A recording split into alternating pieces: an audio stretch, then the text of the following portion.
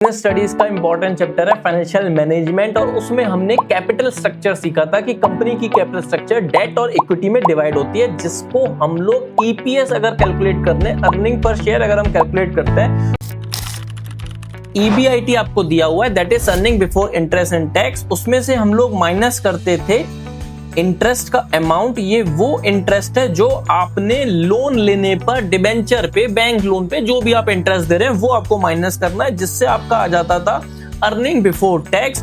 और earning before tax में से आप माइनस करते थे टैक्स, तो जो आपको देता था क्या, earning after tax. Earning before tax से माइनस टैक्सेशन करेंगे तो आपको क्या आ जाएगा, अर्निंग आफ्टर टैक्स। और अगर आपने ईपीएस कैलकुलेट करनी है तो फॉर्मूला होता था earning after tax divide by number of equity shares, जितने भी इक्विटी शेयर्स हैं। इससे हमारा क्या आ जाता था, अर्निंग पर शेयर। अब इस क्वेश्चन में आप देख पा रहे हैं कि ये कंपनी है जिसके पास 70 लाख की शेयर कैपिटल है, डिवाइड बाय 100 अगर कर देंगे मतलब उसके पास आज की तारीख में 70,000 शेयर्स हैं। अब कंपनी को 50 लाख रुपए मार्केट से उठाने, अब वो कंफ्यूज है फाइनेंशियल मैनेजर कि हम डिबेंचर इशू करके करें या इक्विटी करके करें, पर उसने सजेशन किया है कि हम 7% डिबेंचर से जाना चाहें। तो क्या ये कंडीशन, क्या ये स्टेटमेंट सही है कि 7% डिबेंचर ही कंपनी को ज्यादा फायदा पहुंचाएंगे? आइए चेक करते हैं। कुछ इंफॉर्मेशन गिवन है कि आपको अर्निंग पर शेयर दिया हुआ है, दैट इज ₹35, मतलब आपको अर्निंग पर शेयर दिया हुआ है 35। अर्निंग आफ्टर टैक्सेशन आपको निकालना है और 70,000 आपके पास पहले से इक्विटी शेयर्स हैं, तो इससे आपका अर्निंग आफ्टर टैक्सेशन आ जाएगा 24,50,000।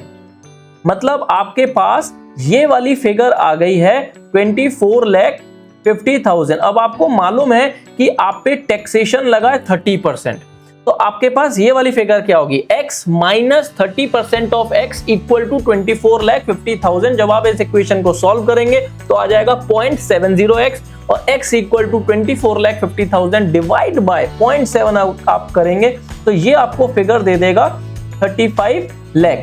और 35 लाख में फिर मतलब ये आपकी फिगर कौन सी आ गई है, अर्निंग बिफोर टैक्स, राइट?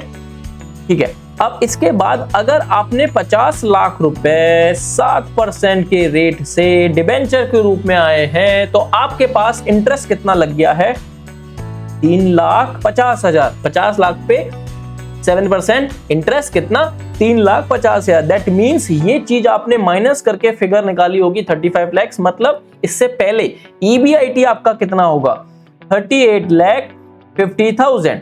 अब आपने क्या करना है, चेक करना है कि हमारा आरओआई कितना आ रहा है।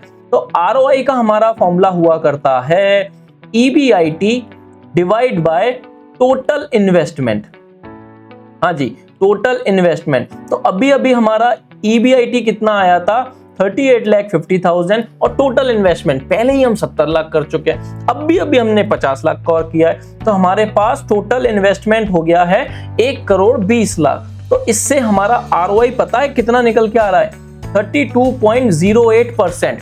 तो आपने 7% पे लोन लिया, बिजनेस में पैसा लगाया, वही 50 लाख रुपए है ना, 7% के रेट से, और आपको रिटर्न कितना मिल रहा है, 32.08%, जो कि 7% से काफी ज्यादा है, राइट? और आप अगर यही अमाउंट पूरा का पूरा, हाँ जी पूरा का पूरा अगर आप शेयर्स रेस करते तो बताइए जल्दी से कमेंट बॉक्स में, फिर आपका ईपीएस कितना आता? वैसे तो आप देख पा रहे हैं आंसर, तब आपका ईपीएस आता 22.46, और अभी अगर आप डिबेंचर से रेस कर रहे हैं तो आपका ईपीएस आ रहा है 35। दैट मींस फाइनेंस मैनेजर का डिसीजन 7% से डिबेंचर लेने से ही सही है।